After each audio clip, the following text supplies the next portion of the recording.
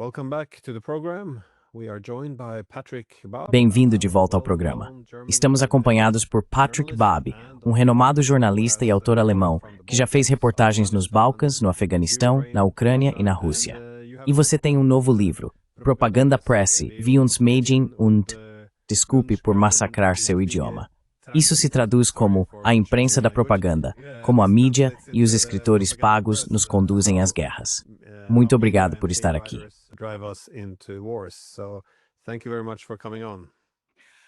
Muito obrigado por me receber aqui, Glenn. Sempre um prazer.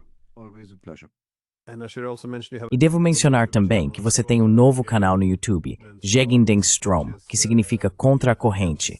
Desculpe, não é tempestade, é Strom.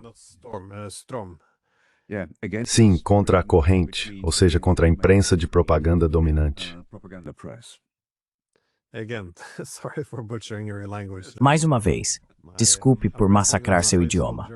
Estou me baseando no meu alemão do ensino médio, então não é grande coisa.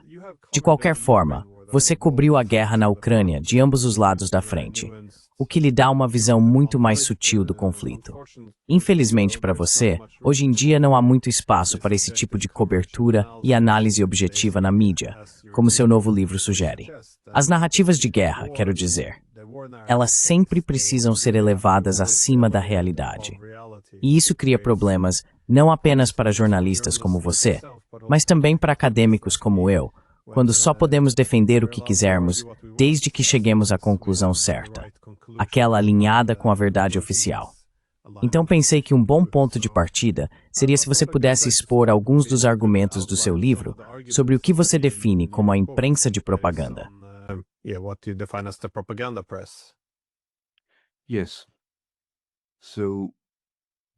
Sim, a mídia no Ocidente hoje em dia não cobre mais a realidade. Chegamos a um nível de reportagens antifactuais.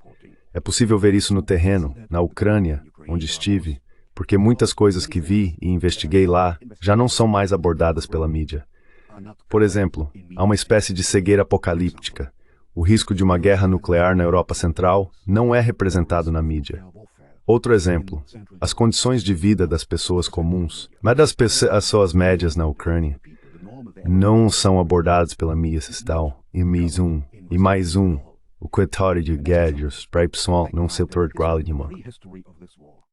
Is not covered by mainstream media.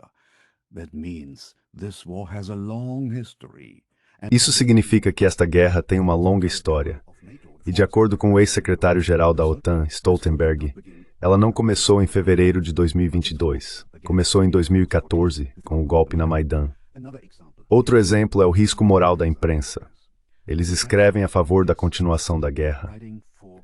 Não há reconhecimento do fato de que centenas de milhares de pessoas estão morrendo nesse conflito. A imprensa não segue suas próprias regras. Uma regra importante no jornalismo é incluir o lado oposto, ouvir os dois lados, e isso é algo que a imprensa não faz. Do meu ponto de vista, o contexto disso pode ser explicado por 5 razões. From my point of view, 5 reasons. The question of ownership. A questão da propriedade, a situação de trabalho nas redações, a formação de jovens jornalistas, a propaganda, a enorme propaganda da OTAN e a digitalização. Deixe-me começar pela questão da propriedade. Jornais e meios de comunicação são de propriedade privada, e essa gestão privada tem o direito de definir a linha política das redações. Se eu não quiser representar essa linha como repórter ou editor em uma mídia pública, eu fui repórter da TV pública do norte da Alemanha. Os chefes, a administração, estão tão próximos dos políticos porque os políticos fazem parte dos conselhos de supervisão e as carreiras pessoais dos primeiros editores e dos editores-chefes dependem desses políticos.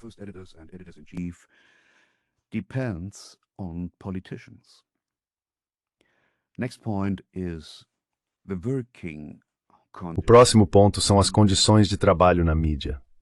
A maior parte do trabalho editorial e da cobertura é feita por freelancers ou por jornalistas com contratos de duração limitada, de 1 ano, 2 anos, talvez 5. Portanto, eles dependem completamente de como seus chefes administram as redações. Eles têm que fazer o que lhes é mandado. Os freelancers são pagos por minutos de transmissão ou por linhas publicadas. Então eles sempre escreverão o que seus chefes querem. E esses chefes estão, em sua maioria, ligados a organizações transatlânticas ou a partidos que seguem uma linha política transatlântica. Posso falar apenas sobre a situação na Alemanha. Se você quiser se tornar jornalista de TV ou de jornal, precisa fazer muitos estágios. You have to do a lot of internships. And these internships are mostly not paid. E esses estágios são, em sua maioria, não remunerados. Isso significa que você não pode trabalhar durante as férias do semestre como estudante. Você tem que fazer esses estágios em grandes cidades como Munique, Frankfurt ou Hamburgo, cidades muito caras. Então há uma espécie de seleção social. A maioria dos meus colegas eram filhos e filhas das classes altas, de famílias ricas, filhos de dentistas, gerentes e assim por diante. Eles trazem para as redações a perspectiva e o ponto de vista das classes altas, não das classes baixas. E são essas classes que, em sua maioria, possuem ações de empresas, incluindo ações de empresas militares. Elas lucram com a guerra, mas não falam sobre isso.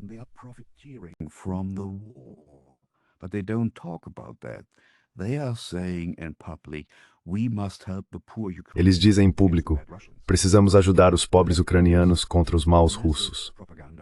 E o próximo ponto é a enorme propaganda da OTAN. Anos atrás, o Pentágono tinha 27 mil funcionários trabalhando em relações públicas, fazendo propaganda, com um orçamento anual de 5 bilhões de dólares. Esses são números antigos, mas mostram que a esfera da propaganda é tão massiva que um editor não consegue enfrentá-la. Você não tem tempo nem pessoal suficiente. A propaganda da OTAN é apresentada ao público como uma forma de guerra cognitiva. Os propagandistas da OTAN não querem mudar o que as pessoas pensam. Eles querem mudar como as pessoas. Isso é muito mais poderoso. Não se trata apenas de informação. Eles estão tentando mudar a forma de pensar.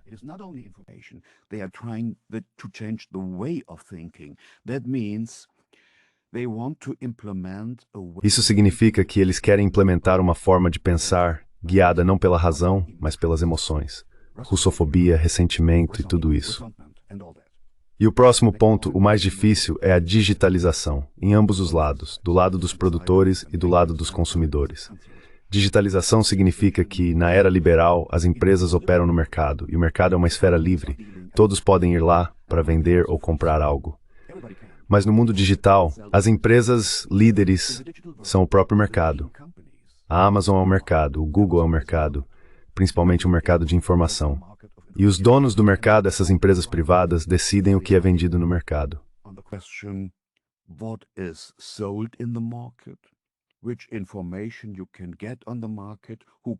Que tipo de informação você pode obter no mercado? Quem pode vender no mercado? Eles estão definindo os direitos. E isso não é liberdade de informação. É apenas uma decisão privada, nada mais. E isso tem consequências. Você não consegue encontrar a realidade na internet. O que você pode encontrar é apenas o que passou pelos filtros de upload das empresas privadas e dos serviços secretos. Isso torna a obtenção de informações muito mais difícil. É preciso estar no local para descobrir como as coisas realmente são, porque a internet não representa a verdade. E esse é um ponto importante. Por um lado, e por outro, o principal meio de comunicação hoje é o smartphone.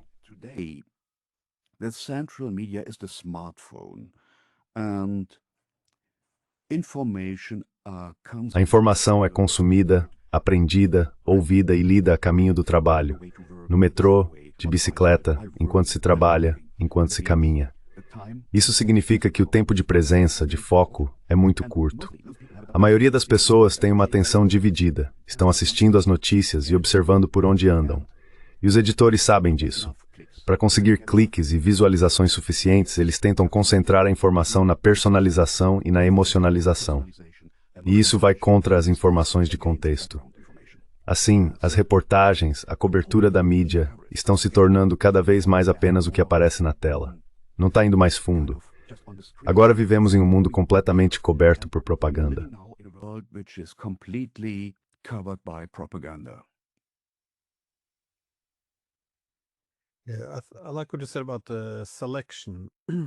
Gosto do que você disse sobre a seleção.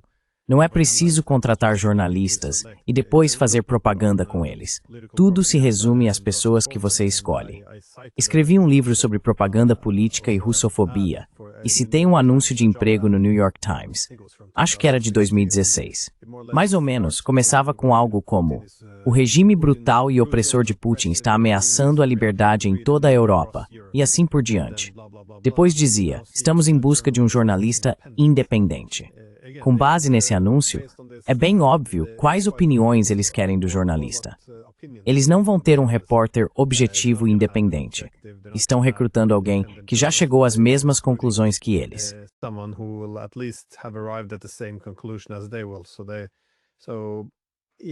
Então sim, eu realmente simpatizo com isso. Mas me pergunto se também não há um problema mais profundo com a forma como se faz a cobertura. Porque quando você estuda, pelo menos na academia, na União Europeia, fica com a impressão de que há uma obsessão com o construtivismo, a ideia de que é possível construir socialmente o próprio mundo, essa obsessão com os atos de fala. Em outras palavras, a maneira como a mídia noticia e como os políticos falam não é para descrever a realidade, mas para construir novas realidades sociais. Então, quando se faz a cobertura da guerra, o objetivo é gerar apoio à guerra. Quer se transmitir confiança, garantir que o público acredite que estamos vencendo, que os russos são inúteis, que os russos são maus, que os ucranianos são virtuosos e vítimas, e que a OTAN não tem nada a ver com isso.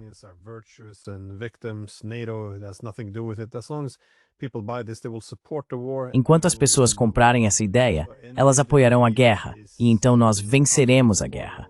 Portanto, qualquer derrota não pode ser noticiada. Além disso, não podemos falar sobre coisas como o contexto. Se você disser o que os russos pensam, porque os russos veem isso como uma guerra defensiva pela própria existência, você não precisa concordar com isso. Mas é assim que eles veem. Mesmo assim, você não pode nem relatar como os russos interpretam as coisas, porque isso poderia construir uma realidade que a legitime e as pessoas poderiam começar a simpatizar com a Rússia. Então nada disso pode acontecer. É descartado e censurado.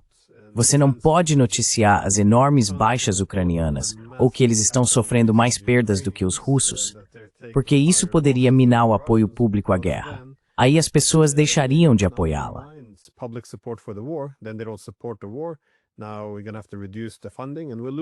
Agora teremos que reduzir o financiamento e vamos perder a guerra.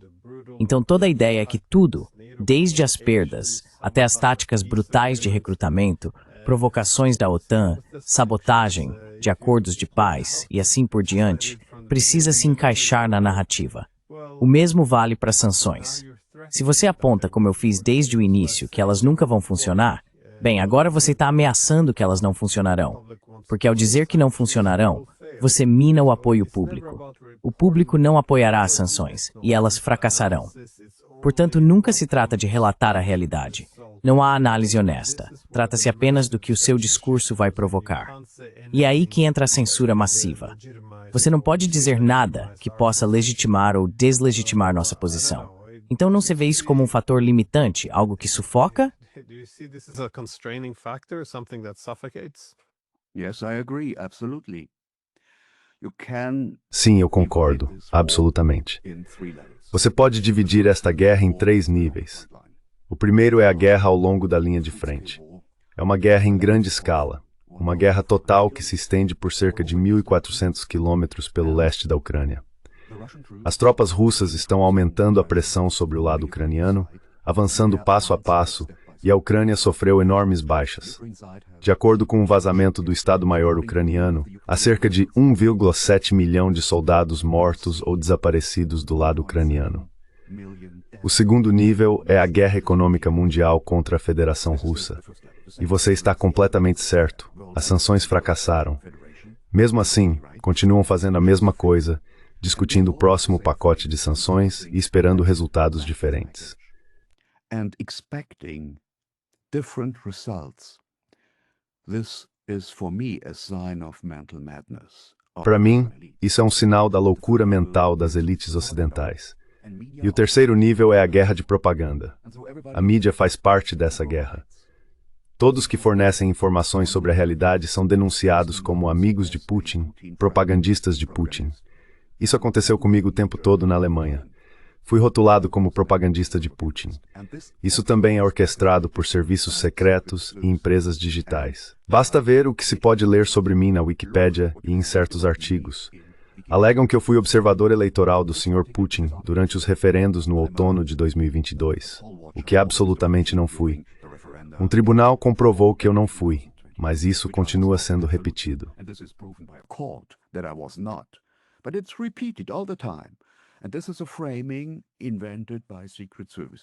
E essa é uma narrativa inventada pelos serviços secretos, porque são os serviços secretos que escrevem na Wikipédia e moldam as informações lá.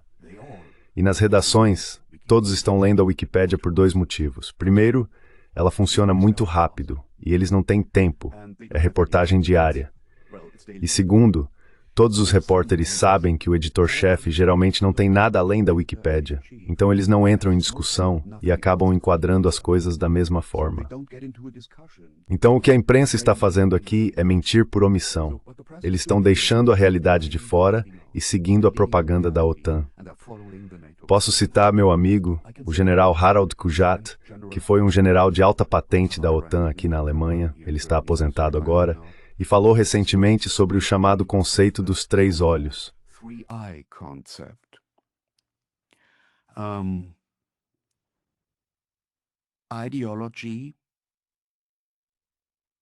Ideologia, incompetência e ignorância.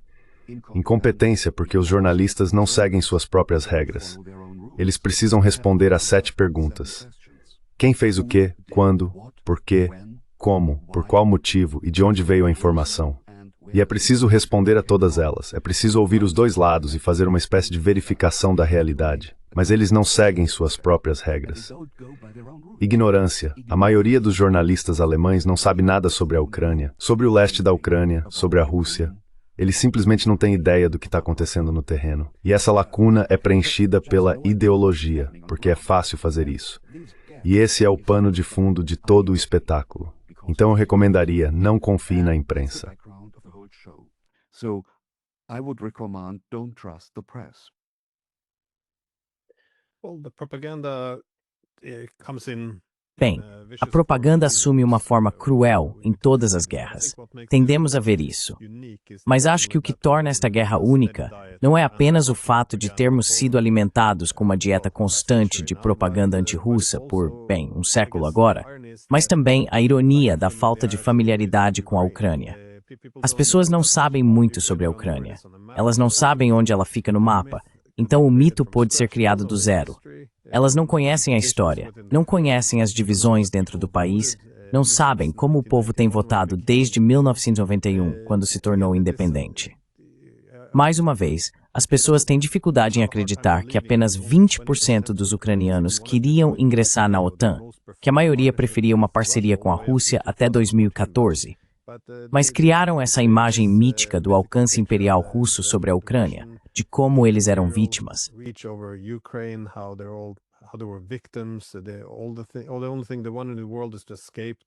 A única coisa, o único objetivo no mundo é escapar da sombra da Rússia. E essa é a história. Tentaram refazê-la essencialmente como a narrativa polonesa, quase isso, porque a Polônia realmente tinha essa oposição feroz, quase unânime à Rússia. No entanto, na Wikipédia tem o mesmo problema. Minha página na Wikipédia é simplesmente ridícula. Em ocupação, costumava dizer não professor, mas funcionário propagandista russo. Então, sabe, chega a ser cômico, mas pode ser eficaz se a intenção for difamar alguém. Também percebi na mídia que quando vem com acusações, há uma expressão curiosa que usam. Se alguém foi acusado de algo, foi acusado de apoiar Putin ou de apoiar a guerra, isso significa que você tem. Tipo, eu nunca apoiei a invasão da Ucrânia, mas se alguém o acusou disso, é assim que eles o apresentam.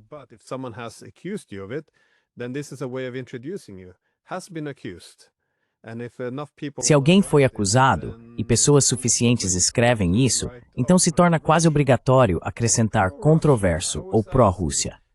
Eu sempre pergunto, esses conceitos, é preciso destrinchá-los. O que exatamente significa ser pró-Rússia? Somos obrigados a odiar o maior país do nosso continente? O que isso sequer quer dizer? Se isso significa apoiar a invasão da Ucrânia ou ficar do lado da Rússia contra a Ucrânia, então deveriam dizer isso. Mas é algo bastante ambíguo. Não necessariamente significa alguma coisa. É por isso que eles podem usar esses termos carregados, simplesmente jogá-los por aí, e não precisam de nenhum contexto. É tudo, como você disse, emoção. Não há argumentos ali.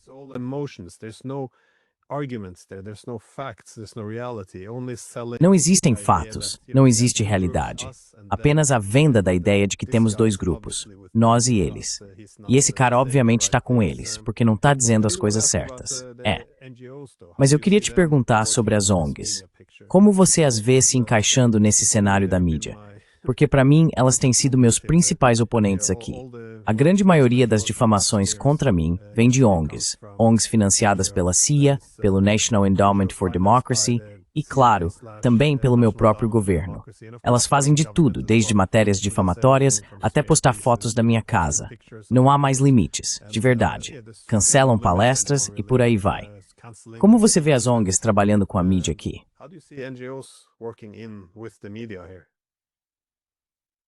In Germany alone, according to a new study, Somente na Alemanha, de acordo com um novo estudo, temos mais de 300 ONGs, as chamadas organizações não governamentais, que são financiadas pelo governo. Tenho que dizer que, na verdade, são organizações não governamentais organizadas pelo governo, ou GONGOS, criadas para moldar a realidade e apresentar ao público um quadro propagandístico. Essas chamadas ONGs são criadas para atacar qualquer pessoa que se recuse a seguir as narrativas do governo e da OTAN. Esse é o trabalho delas. Mas não estamos lidando apenas com essas mais de 300 ONGs. Elas estão inseridas em uma rede mais ampla de aparelhos ideológicos, escolas, universidades, igrejas, think tanks, mídia, todos trabalhando na mesma direção. working in the same direction.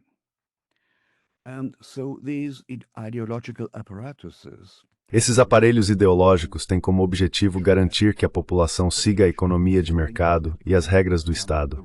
Eles precisam criar credibilidade. Hoje, nessas ONGs, universidades e think tanks, jovens acadêmicos estão sendo incorporados. Eles são contratados como freelancers, com contratos temporários de 1, 2 ou 3 anos, trabalho baseado em projetos, basicamente. É um precariado acadêmico. E essas pessoas estão em uma situação de trabalho incerta e muito liberalizada. Elas farão o que seus chefes mandarem para conseguir um novo contrato.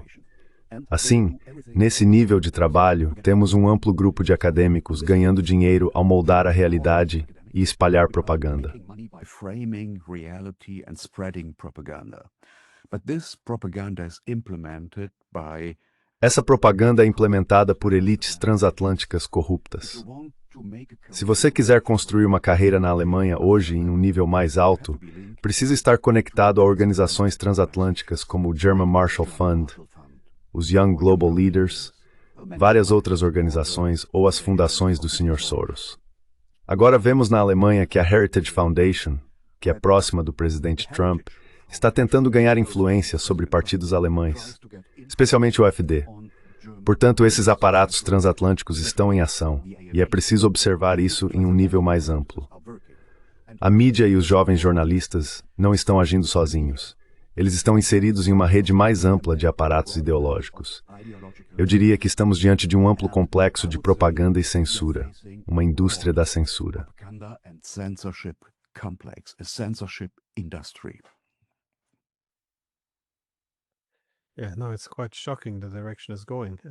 Sim, é bastante chocante a direção que as coisas estão tomando. Deixe-me te perguntar, para onde você acha que a Alemanha está caminhando agora?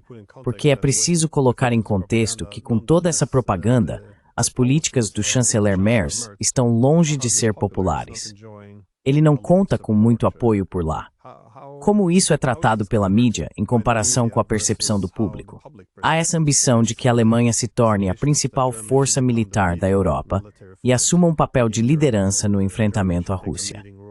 Qual é a avaliação crítica na mídia? Ela reflete o sentimento público?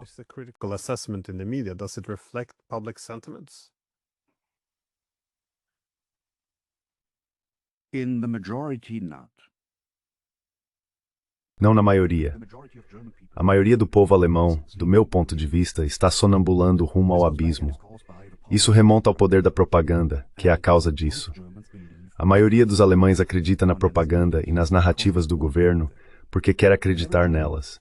E todo alemão sente que, quando esta guerra na Ucrânia chegar ao fim e os contribuintes europeus receberem a conta, todos saberão que as pessoas comuns terão de pagar por esta guerra. A conta será apresentada. Mas hoje o Sr. Merz não tem credibilidade junto ao público, embora a imprensa tente dar-lhe alguma. Eu disse aos meus ex-colegas que a imprensa está tentando empurrar o povo alemão cada vez mais fundo nessa guerra da Ucrânia. Mas a pessoa comum, o contribuinte médio na Alemanha, quer paz. Por isso, não falo mais com a imprensa. So I don't talk to the press anymore. I'm talking to normal people. And so I made a lot of Estou falando com pessoas comuns, participei de muitas discussões públicas, leituras dos meus livros e assim por diante, e todas essas discussões foram muito boas. O resultado é que a mídia na Alemanha não representa a opinião pública. Eles estão criando uma opinião falsa, guiada pelo governo. Como pessoas que amam a paz, perdemos, segundo Antônio Gramsci, a hegemonia pública, a hegemonia cultural. Perdemos completamente e precisamos recuperá-la. Então temos que lutar por isso em discussões públicas. É assim que se faz. Mas é um caminho longo e sou muito pessimista. Acho que os belicistas são muito mais rápidos, porque a sobrevivência da atual classe política na Alemanha depende da continuação da guerra. Se a guerra parar, a vida dessas elites vai desmoronar, e então elas terão que recuar. And then they have to step back.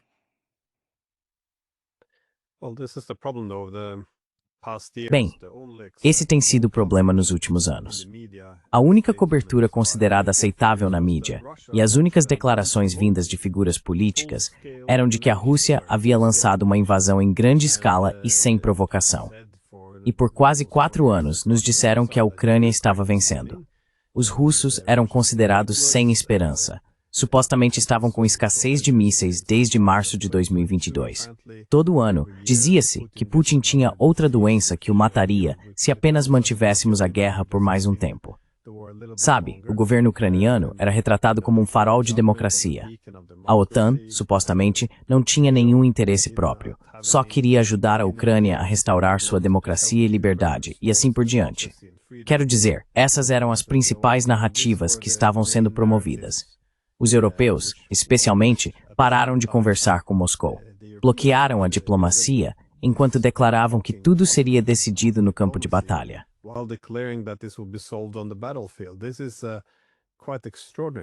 Isso é realmente extraordinário. Eles planejaram, em grande parte, uma guerra de atrito. Agora a guerra está claramente chegando ao fim. E como você destacou, quando ela chega ao fim, quando a ameaça de a paz se instaurar, todas as mentiras que foram contadas para gerar apoio público a essa longa guerra serão, em certa medida, expostas. Então tenho a sensação de que estamos caminhando para uma crise de legitimidade política em toda a Europa.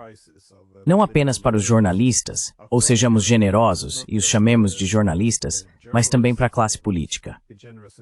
Agora, considerando que a Alemanha tem sido, acredito, um dos principais países que mais investiram nessa guerra, tanto em termos de dinheiro quanto de capital político, você também prevê uma crise de legitimidade política, não apenas para esses políticos, mas para o sistema como um todo. Yes, I see a crisis of legitimacy. Sim, eu vejo uma crise de legitimidade e as elites estão tentando evitá-la. Elas sabem exatamente o que estão fazendo. Agora estão tentando criar e intensificar emoções contra a Rússia, cada vez mais para desviar a atenção dessa crise. Querem fazer com que as pessoas comuns se sintam satisfeitas, colocá-las em uma posição em que não consigam mais pensar sobre as verdadeiras razões desse conflito. Porque é fácil investigar. Existe na MMSO Infamity the Grace, o golpe no Maidan que foi orquestrado e organizado pelo Bertin. Então as elites têm duas opções. So the elites have two possibilities. We have two possibilities. The narratives of the Temos duas possibilidades. As narrativas da esfera da propaganda vão desmoronar, ou eles terão que criar novas. E eu acho que é isso que vão fazer.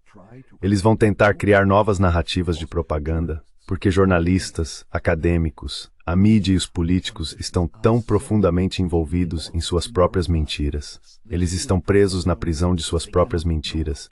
Não conseguem sair. Cada emprego depende de acreditar nessas mentiras. E, segundo o autor americano Upton Sinclair, é difícil fazer um homem entender algo quando seu salário depende de ele não entender. E esse é o pano de fundo de todo o sistema. This is the background of the whole system. How do you see the Russian hoax? Como você vê a farsa russa? Ou seja, a ideia de que durante o primeiro governo de Donald Trump, ele seria supostamente um agente da Rússia. Você sabe, eles espalharam todas essas outras coisas, várias caças às bruxas, em que toda e qualquer desinformação era atribuída à Rússia, com muita imaginação. Mas, na verdade, a farsa do Russiagate foi quando vimos surgir essa enorme obsessão com a desinformação. E claro, não há nenhum senso de ironia nisso, já que o próprio Russiagate foi uma enorme campanha de desinformação. Mas isso também levou ao surgimento desses verificadores de fatos, que estão por aí para checar fatos, embora muitas vezes vejamos que eles apenas checam narrativas. De fato, uma vez um verificador de fatos me disse que não conseguiu encontrar nenhum erro factual, mas achou suspeito o fato de minha narrativa ser muito parecida com a da Rússia. Então, novamente, como Headwords for Fats? What do you see being the role of fact-checkers? These fact-checkers cannot check. Esses verificadores de fatos, na verdade, não conseguem verificar fatos. Eles são incapazes de fazer isso. Nunca vi um único verificador de fatos em campo, na linha de frente ou em uma zona de guerra. Então eles não têm ideia do que está acontecendo lá. Você está completamente certo. Eles estão verificando narrativas. Eles comparam essas narrativas com a propaganda do governo e só isso. Esse é o negócio deles. E transforma os verificadores de fatos em propagandistas, nada mais. É apenas um negócio de propaganda. E o trabalho deles é espalhar propaganda e denunciar quando não querem segui-la.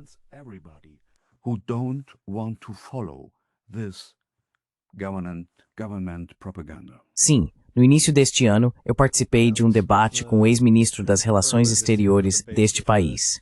E novamente, depois disso, houve uma checagem de fatos, porque agora é preciso checar fatos em debates. Mas só comigo, não com ela, obviamente. Eu argumentei, por exemplo, que Boris Johnson havia sabotado o Acordo de Paz de Istambul a pedido dos Estados Unidos e do Reino Unido.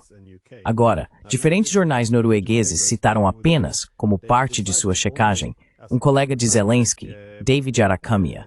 Desculpe, estou pronunciando o nome dele incorretamente. Porque, segundo eles, ele era uma fonte questionável. Então não podemos realmente confiar no que Glenn Deason está dizendo aqui. Mas eles deixaram de fora todo o resto. Havia dois lados mediadores ali.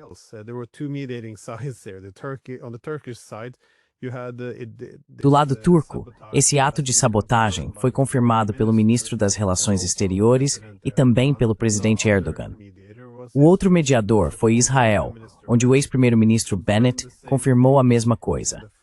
Havia também o ex-chefe do exército alemão, como você mencionou antes, o general Kuyat, que também defendeu essa posição. Houve uma entrevista a Bloomberg em março de 2022, e após conversas com líderes americanos e britânicos, eles disseram que o único desfecho aceitável seria a mudança de regime em Moscou. Até Boris Johnson, em artigos e discursos, afirmou que não podemos aceitar uma paz ruim, que precisamos ter paciência, apoiar a Ucrânia no campo de batalha, todas essas coisas.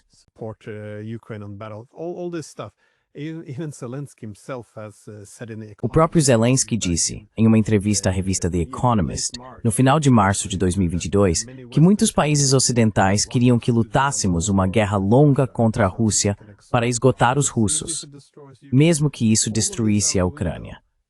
Tudo isso foi deixado de lado, e os verificadores de fatos pegaram apenas uma parte, que nem sequer estava clara no discurso. Basicamente, foi uma forma de dizer, bem, não podemos realmente confiar no que dizem diz, porque esta é a única evidência disponível. Então eles não analisam de fato os seus argumentos. E veja, houve outro veículo de mídia estatal que verificou minha afirmação de que apenas cerca de 20% dos ucranianos queriam ingressar na OTAN em 2014, quando derrubamos o governo. 2014 when we toppled the government. And the fact checker actually wrote E o verificador de fatos realmente escreveu que isso não é exatamente verdade, porque os ucranianos eram ignorantes, essa foi a palavra que ele usou, sobre a missão da OTAN. Eles haviam sido alvo de propaganda para acreditar que a OTAN não tem a ver com liberdade e democracia. E eles apontaram que após a invasão russa, houve um grande apoio, completamente irrelevante para o que eu disse. E é simplesmente sim, bastante obsceno.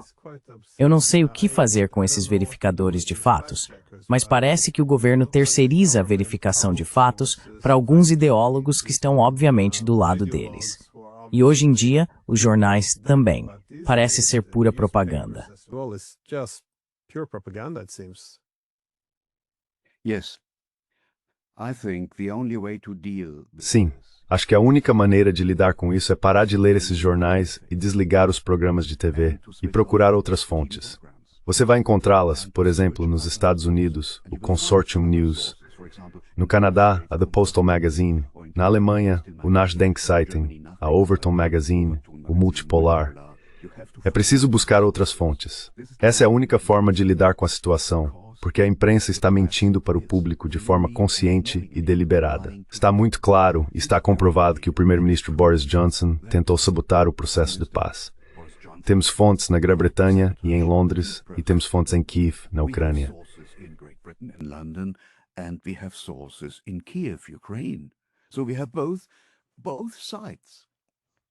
Então temos ambos os lados informados sobre isso.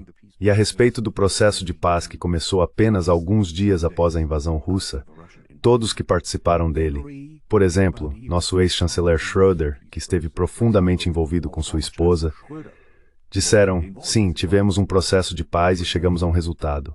Mas a imprensa está mentindo sobre isso, mentindo por omissão. E você conversaria com um mentiroso? Eu não. Não participo desses programas de TV, nem de nada parecido. Estou completamente cancelado na mídia tradicional, e isso é a melhor coisa que poderia ter me acontecido.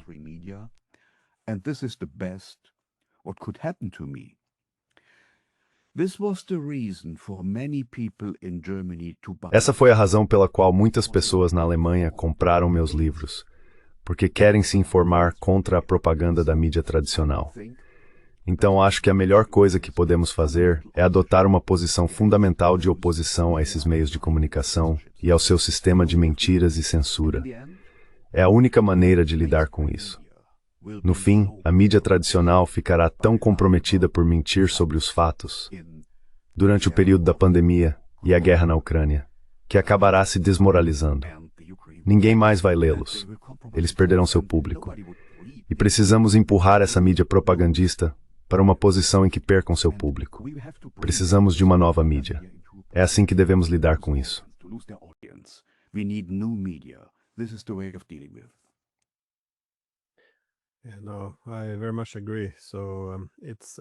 Concordo plenamente.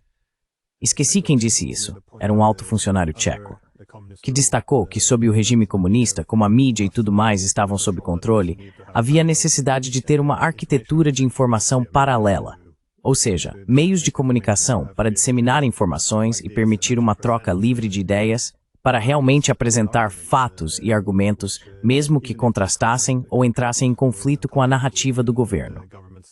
Então, é um caminho triste que seguimos.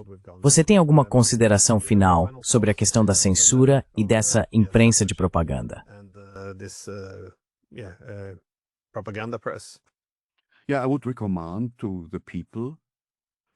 Sim, eu recomendaria que as pessoas parassem de ler a mídia de propaganda e procurassem outras fontes. Precisamos de outra esfera de informação para lidar com a realidade, porque a mídia tradicional não lida com a realidade. Ela lida com narrativas e propaganda. Precisamos voltar à verdade. É por isso que dei ao meu novo canal no YouTube o nome Contra a Corrente. Quem quiser chegar à fonte precisa nadar contra a corrente. Essa é a maneira de lidar com a imprensa tradicional.